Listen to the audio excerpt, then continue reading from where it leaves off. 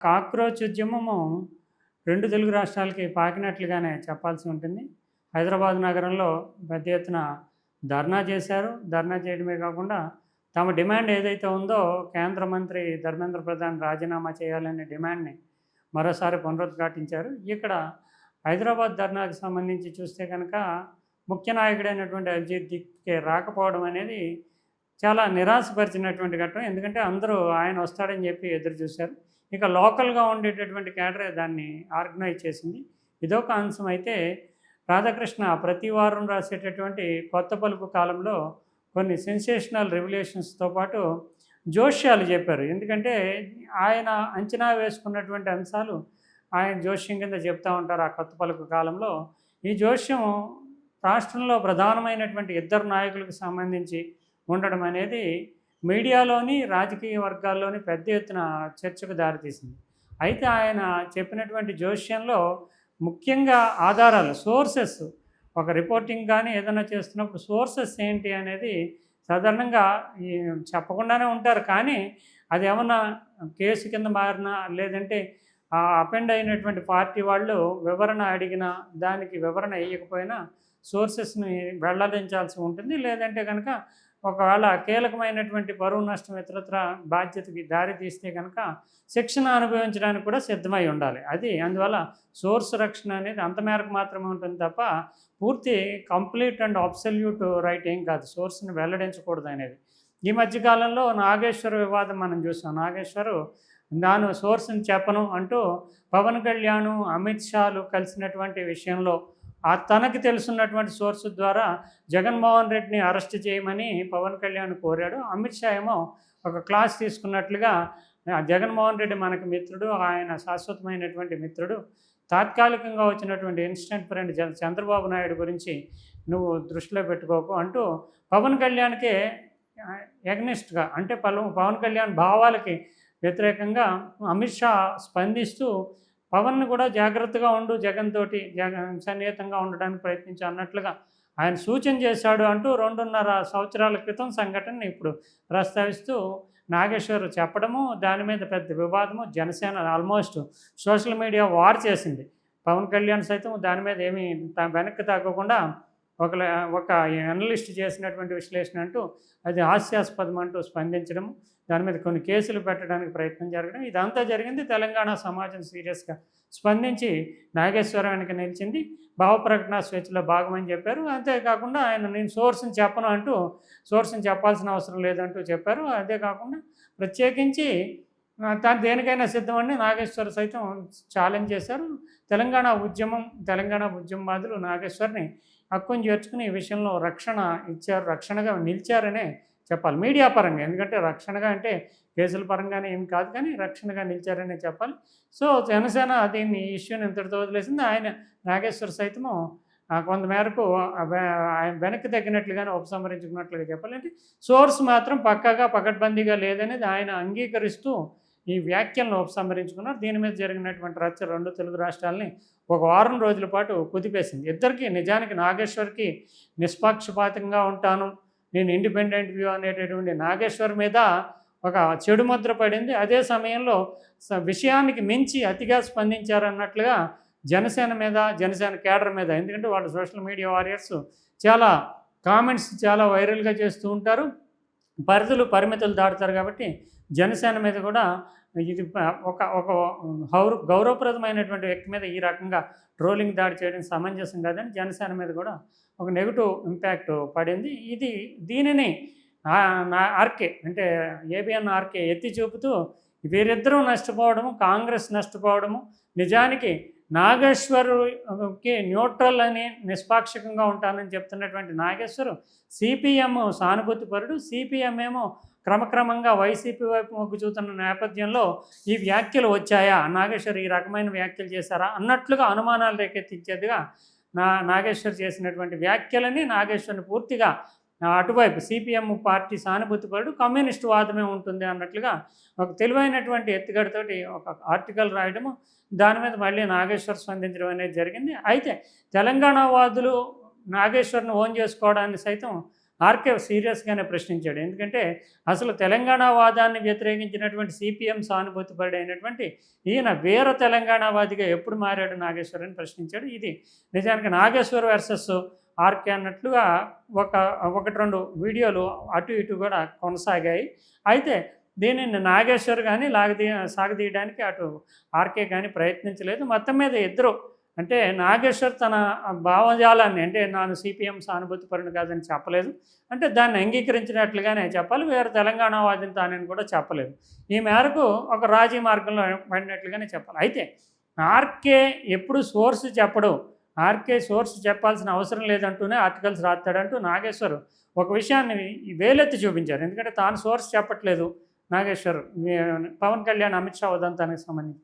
So దీనికి ప్రధానమైనటువంటి RK కూడా చెప్పడు కదా సోర్స్ అంటూ ఆర్కేని ప్రశ్నించాడు.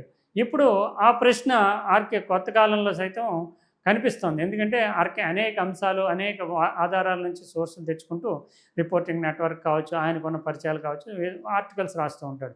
ఇప్పుడు తెలంగాణకు చెందినటువంటి కీలక నాయకులు ముఖ్యమంత్రి రేవంత్ రెడ్డి, బీఆర్ఎస్లో ఉండేటటువంటి శాసనసభాపక్షము ఉపనేత అంటే కేసీఆర్ తర్వాత శాసనసభాపక్షానికి సంబంధించి నాయకత్వ బాధ్యతలు వహించేటటువంటి హరీష్ రావు, వీళ్ళిద్దరికీ సంబంధించి బీజేపీతో లింక్ పెడుతూ ఒక వార్త రాశారు. అయితే దానికి ఆధారాలు స్పష్టంగా ఏమి అంటే తనకు వచ్చినటువంటి సోర్సులు ఇతరత్ర ఏమి స్పష్టంగా చెప్పకుండానే ఆయన తెలివిగా ప్రధానమంత్రి పర్యటనలో ఈ మధ్యకాలంలో జరిగినటువంటి ప్రధానమంత్రి పర్యటనలో తనతో చేతులు కలపమన్నారు ప్రధాని నరేంద్ర మోడీ రేవంత్ రెడ్డిని. దాని ఉద్దేశము ఈ చేతులు కలపడం అంటే అధికారికంగా ప్రభుత్వ పనులని కాదు, రాజకీయంగా చేతులు కలపమని, అది ఎవరికి చేరాలో ఆ తనతో చేతులు కలపమని బీజేపీతో చేతులు కలపమని నరేంద్ర మోడీ ఇచ్చినటువంటి సందేశం సంకేతము ఎవరికి చేరాలో వాళ్ళకి చేరింది. అంటే ఎవరికి అంటే సాధారణంగా మనం చూస్తే కనుక రేవంత్ రెడ్డి అక్కడే ఉన్నాడు కాబట్టి రేవంత్ రెడ్డికి, లేదంటే కాంగ్రెస్కి రేవంత్ రెడ్డికి మధ్యలో దూరం విభేదం పెంచడానికి ఆయన వ్యాఖ్యలను ఉద్దేశించి చేస్తే కనుక కాంగ్రెస్ హైకమాండ్కి కూడా చేరి ఉంటుంది. అంటే అనుమానాస్పదంగా ముఖ్యమంత్రిని చూడడం అనేది. అయితే రేవంత్ రెడ్డి మాత్రం తనకి నరేంద్ర మోడీ పట్ల ఉండేటటువంటి గౌరవభావాన్ని వ్యక్తిగతంగా కలిసినప్పుడు కానీ వివిధ మీటింగుల్లో ప్రధానమంత్రితో ఆయన పాల్గొన్నప్పుడు కానీ ఎక్కడా దాచుకోలేదు. ప్రధానంగా చూస్తే కనుక మనము ఆర్కే ఏమన్నాడు అనేటటువంటిది ఒకసారి చూద్దాము. అదే సందర్భంలో అసలు ఈ అంచనాకి రావడానికి కారణము, ఈ జోష్యాలు చెప్పడానికి కారణం ఏంటనేది ఒకసారి చూద్దాం. అయితే నరేంద్ర మోడీతోటి కలిసిన ప్రతి సందర్భంలోని కొంత సాన్నిహిత్యాన్ని పెనవేసుకునేటట్లుగానే రేవంత్ రెడ్డి ప్రవర్తించారు. గతంలో ఆయన బడే బాయ్ నేను చోటా బాయ్ అని చెప్పడం కానీ, తర్వాత బీజేపీ పాఠశాలలోనే తాను చదువుకున్నానని ప్రధానమంత్రికి నేరుగా సమావేశమైనప్పుడు చెప్పడం కానీ, తాజాగా చూస్తే నీతి ఆయోగ్ సమావేశంలో సైతం బీజేపీ ఎజెండాని తాను ఇండైరెక్ట్గా సపోర్ట్ చేసే విధంగా వ్యాఖ్యలు చేయడం. ఎందుకంటే బీజేపీ ఎజెండా అనేది మతపరమైనటువంటి ఎజెండాను ఉంటుంది, కానీ కులాలను మాత్రం విడదీసి చూడడం, కులగణన ఇలాంటి వాటికి బీజేపీ వ్యతిరేకం. ఎందుకంటే కులాల విభజన అనేది వచ్చిందంటే మతపరమైనటువంటి ఎజెండా దెబ్బతింటుంది.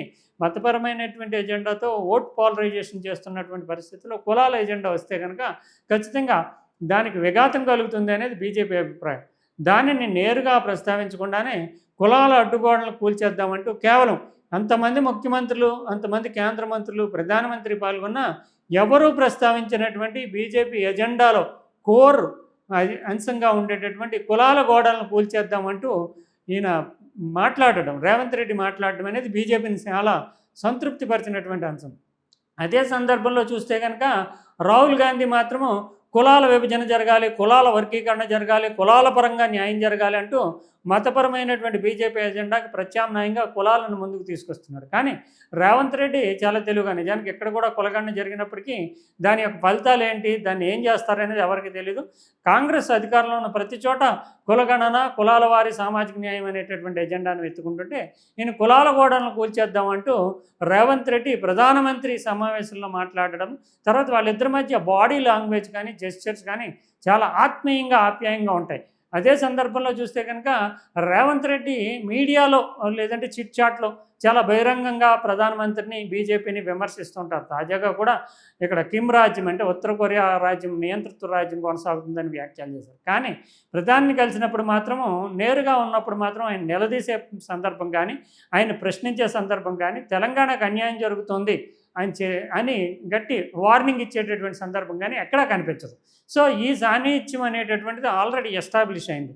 దీనిని బేస్ చేసుకుంటూ ఆయన తనకి ఉండేటటువంటి సోర్సుల ద్వారా రేవంత్ రెడ్డిని బీజేపీ తనలో చేర్చుకోవడానికి ప్రధానంగా నరేంద్ర మోడీ తమిళనాడు మీద ఇటు తెలంగాణ మీద టార్గెట్ పెట్టారు.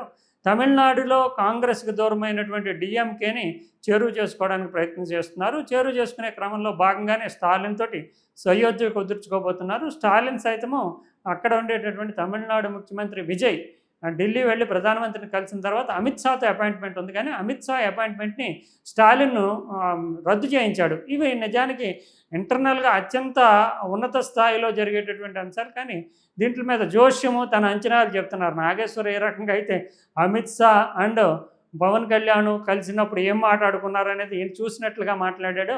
ఇప్పుడు అసలు అమిత్ షా అపాయింట్మెంట్ తమిళనాడు ముఖ్యమంత్రికి అపాయింట్మెంట్ రద్దు చేయడం కనుక ఇది జరిగింది, స్టాలిన్ మాట్లాడాడు అంటూ తనకు తెలిసినటువంటి తాను ఊహించినటువంటి అంశాన్ని అంటే ఒక రకంగా జోష్యం చెప్తూ అది మాట్లాడేశారు. ఇక రేవంత్ రెడ్డి చేరువవుతున్నాడు అన్నట్లుగానే ఆ భావన కలిగేటట్లుగా ఆయన మాట్లాడడం.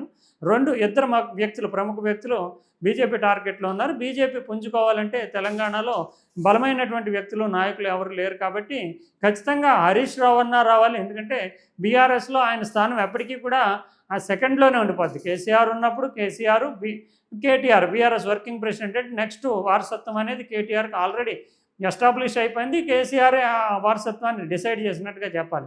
వారి తర్వాత మాత్రమే థర్డ్ ప్లేస్లో హరీష్ రావు వస్తాడు. హరీష్ రావుకి మాస్ ఫాలోయింగ్, అంతేకాకుండా తెలంగాణ ఉద్యమంతో పెనవేసుకోవడం, తెలంగాణ మొత్తం కూడా తెలిసినటువంటి నాయకుడు, స్ట్రాంగ్గా ఏదన్నా విషయాన్ని తీసుకుంటే కనుక పోరాటం చేసేటటువంటి నాయకుడు. అందువల్ల ఈ బీజేపీలో ఉండేటటువంటి రకరకాల వర్గాలు, విభేదాలు, వీటన్నిటి నేపథ్యంలో బీజేపీకి ఒక బలమైనటువంటి ముఖ్యమంత్రి అభ్యర్థిత్వాన్ని ప్రతిపాదించగలిగినటువంటి స్థాయి ఉన్న నాయకుడు రావాలి. దానికి హరీష్ రావు అయితే సూటబుల్ అవుతాడు అంటూ హరీష్ రావుని లాగడానికి ప్రయత్నాలు చేస్తున్నారు అంటూ ఆర్కే చెప్పారు. అయితే దానికి కారణాలు ఏంటి, ఏ ప్రయత్నాలు జరిగాయి, ఎవరెవరు కలిశారు, ఏ సందర్భంగా ఆయనకి సంకేతాలు ఇచ్చారు ఏంటి అనేది పక్కన పెట్టి ఆయన ఒక రకంగా చెప్పాలంటే ఊహాగానాల మీద ఆధారపడి ఈ వ్యాఖ్యను చేశారు.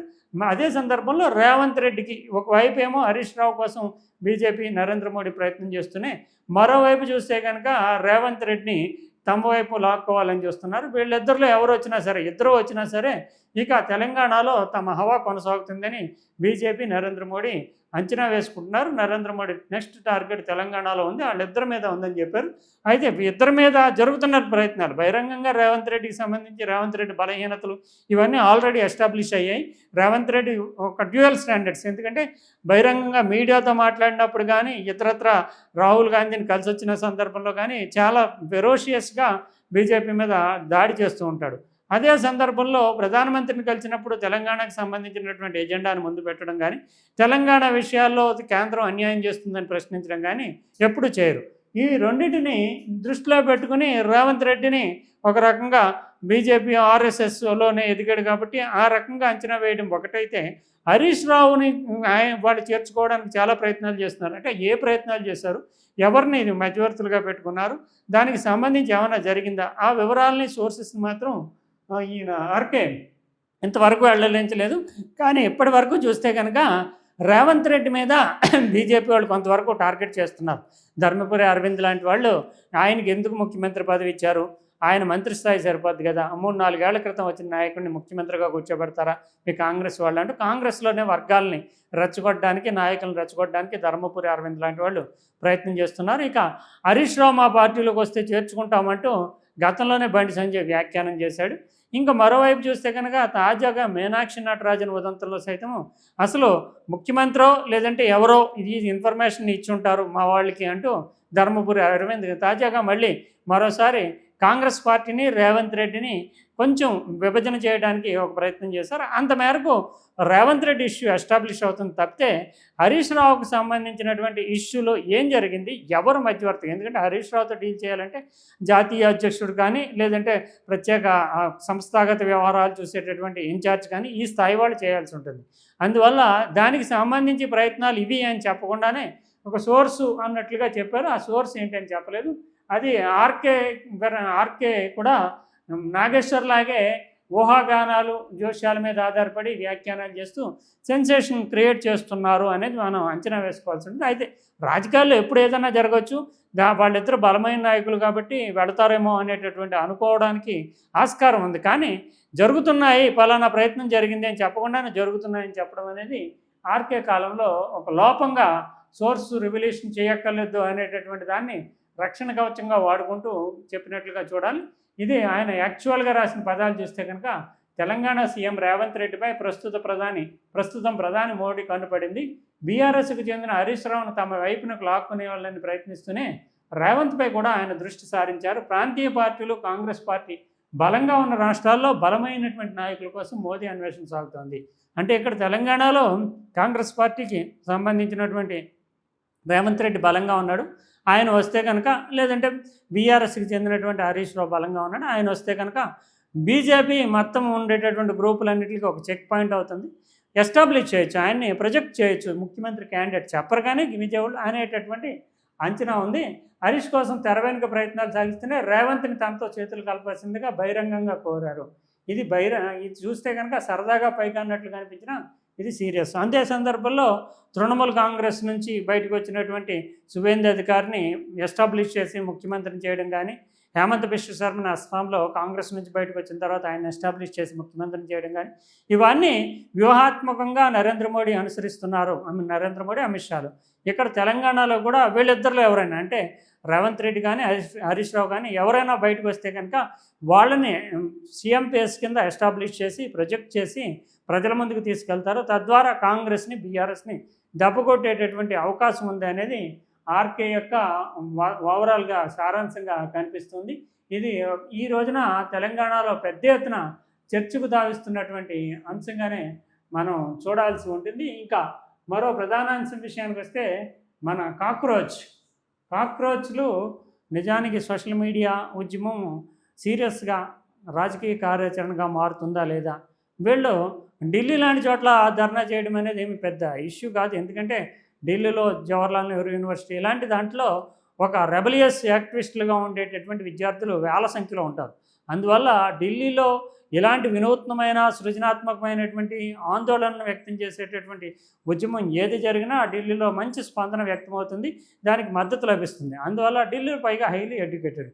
అందువల్ల ఢిల్లీలో ఉద్యమాన్ని దేశవ్యాప్తంగా చేస్తారా లేదే అనేటటువంటి అనుమానాలు ఢిల్లీలో ఉద్యమం జరిగినప్పుడే వెల్లడయ్యాయి. అయితే ఢిల్లీ తర్వాత నెక్స్ట్ వీక్లోనే మేము చేస్తాము అని చెప్పేసి వాళ్ళు ప్రకటించడము, వారం రోజుల్లో చేస్తాము అని ప్రకటించడం, 6వ తారీఖున జరిగితే 13వ తారీఖునే చేస్తామన్నారు. కానీ ఒకరోజు లేటుగా అయినా రాజకీయ కార్యాచరణ మీద వాళ్ళు కొంతమేరకు యాక్టివ్గానే ఉన్నట్లుగా చెప్పాల్సి ఉంటుంది. అంటే వాళ్ళు చెప్పినట్లుగా దేశవ్యాప్తంగా ఉద్యమం అంతా పెద్దది చేస్తామని చెప్పినప్పటికీ కొన్ని నగరాల్లో మాత్రం చేశారు. ఇక్కడ మనకి చూస్తే కనుక తెలంగాణలో హైదరాబాద్లో ధర్నా నిర్వహించారు, ఆందోళన వ్యక్తం చేశారు.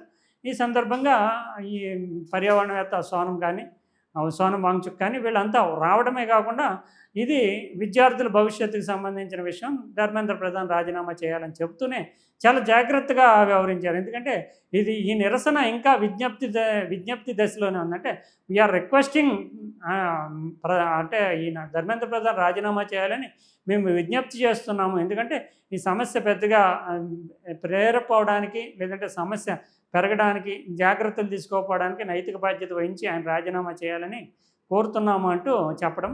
అయితే ఎవరు పెద్దగా రాజకీయ పార్టీలు ఏవి దీన్ని ఓన్ చేసుకోలేదు ఉద్యమాన్ని.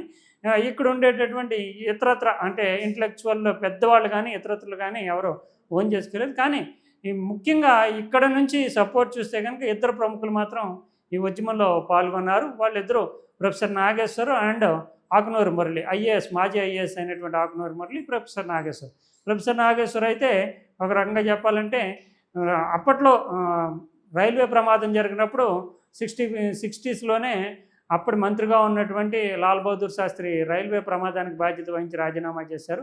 ఇప్పుడు లక్షలాది మంది విద్యార్థులు రోడ్డున పడడానికి కారణమైనటువంటి ప్రధానమైనటువంటి ఆయన వైపే వేలెత్తి చూపుతున్నటువంటి ధర్మేంద్ర ప్రధాన్ రాజీనామా చేసి వరకు కొనసాగించాలి అనేటటువంటి పిలుపునివ్వడం.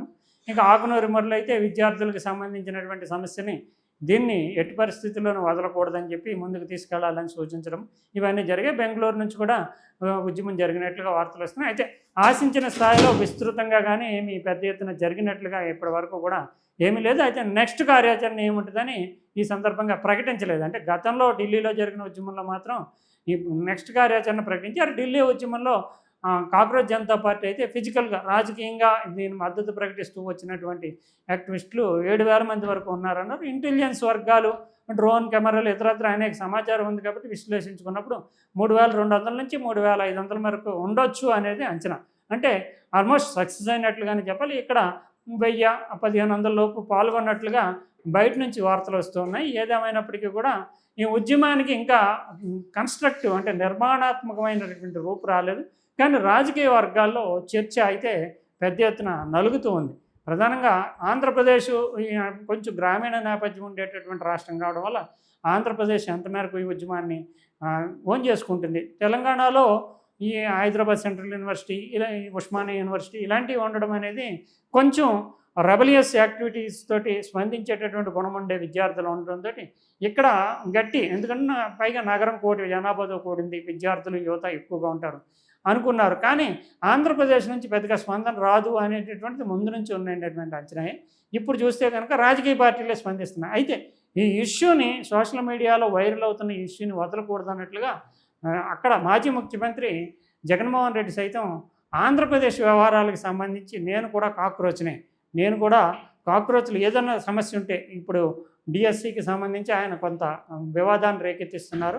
ఉపాధ్యాయ నియామకాలకు సంబంధించి ఉపాధ్యాయ నియామకాల్లో చోటు చేసుకున్నటువంటి అవకతవకల మీద ప్రభుత్వం స్పందించకపోతే వెంటనే మేము కాక్రోచ్లు ముందుకు వస్తాయి, కాక్రోచ్లు చుట్టుముడతాయంటూ ఆయన పిలుపునిస్తూనే నేను కూడా కాక్రోచ్నే అంటే ఆయన కూడా ఆందోళనలో పాల్గొంటానన్నట్లుగా సంకేతం ఇచ్చారు. ఇది ఎందుకంటే ఆ మీడియా వరల్డ్లో ఆ వర్డ్కి ఉండేటటువంటి వైరాలిటీ దాన్ని దృష్టిలో పెట్టుకుని దాన్ని ఓన్ చేసుకుంటున్నాను అన్నట్లుగా చెప్పారు. అయితే దీంట్లో ప్రధానంగా పాల్గొన్నటువంటి వాళ్ళు ఏం మాట్లాడారు అనేది చూస్తే కనుక